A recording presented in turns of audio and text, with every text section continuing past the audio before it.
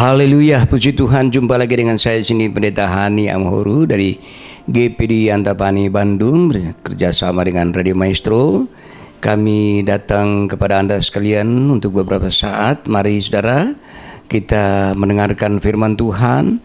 Mungkin hari ini Anda sedang mengalami sesuatu yang membuat Anda sedikit lemah, kecewa, khawatir, mungkin tanpa pengharapan. Saya percaya bahwa firman Tuhan sanggup untuk membangkitkan pengharapan. Saya kutip apa yang dikatakan Rasul Paulus dalam kitab Roma pasal 5 ayat yang kelima. Dikatakan bahwa dalam pengharapan dan pengharapan tidak mengecewakan. Pengharapan tidak mengecewakan. Mungkin hari ini saudara sedang ada di dalam keadaan seperti yang saya katakan tadi. Adakah Anda memiliki pengharapan?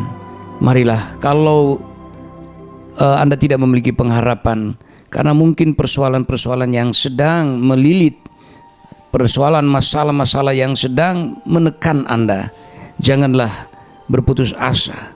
Saudara, kita tahu bahwa di dalam Yesus ada pengharapan. Kalau Dia mungkin pernah menolong kita pada waktu-waktu yang lampau, hari ini juga Dia mau menolong saudara. Yang penting adalah mari jangan sampai kita melepaskan iman percaya kita, bahwa iman kita itulah.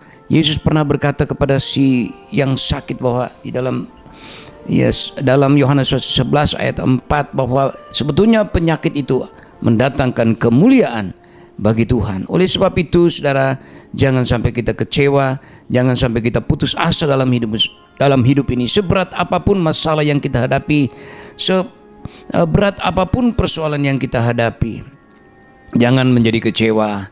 Kita tahu bahwa dalam Kristus ada pengharapan. Tadi dalam Roma pasal 5 ayat yang kelima dikatakan pengharapan tidak mengecewakan. Saudara, Tuhan Yesus tidak pernah berhenti untuk menolong. Yang penting adalah memiliki iman. Iman ini yang kita tujukan kepada Dia. Di dalam 2 Korintus pasal yang pertama ayat yang ke-10, saya tambahkan satu ayat sini lagi.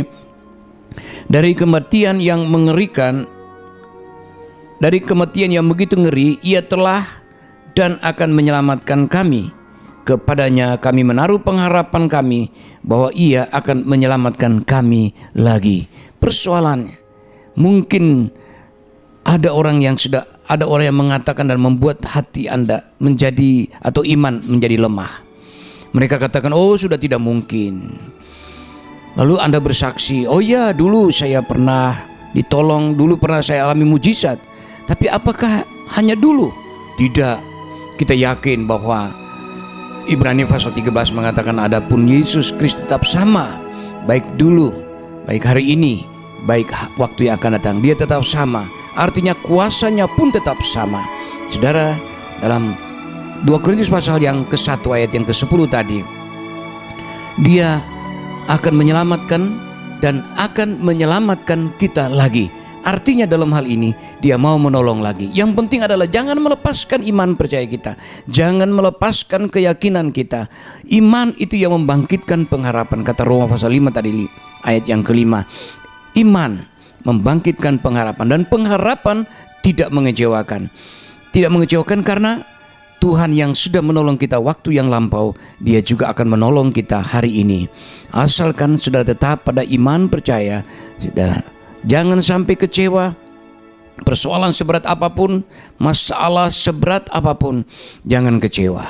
Tetapi marilah, ketika persoalan yang menekan hidup saudara, ketika beban-beban berat itu menekan hidup saudara, biarlah angkat matamu, lihat kepada Yesus. Jangan melihat kepada masalahmu yang besar, tapi lihat kepada Yesus yang besar itu. Dia akan menolong lagi. Percayalah, Tuhan Yesus tidak pernah berhenti untuk menolong kita. Dia sudah berkorban untuk menyelamatkan kita. Bukan sampai di situ, tapi Dia juga mau menolong kita dalam segala persoalan yang kita hadapi, baik itu masalah-masalah kehidupan sehari-hari, baik masalah keyakinan kerohanian kita. Asalkan kita tetap menjaga iman percaya kita, yakin dan percayalah, tidak ada yang mustahil bagi Tuhan.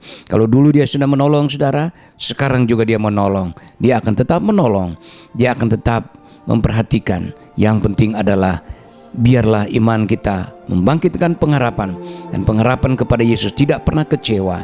Dia sanggup untuk melakukan apapun kesulitan, apapun persoalan yang kita hadapi.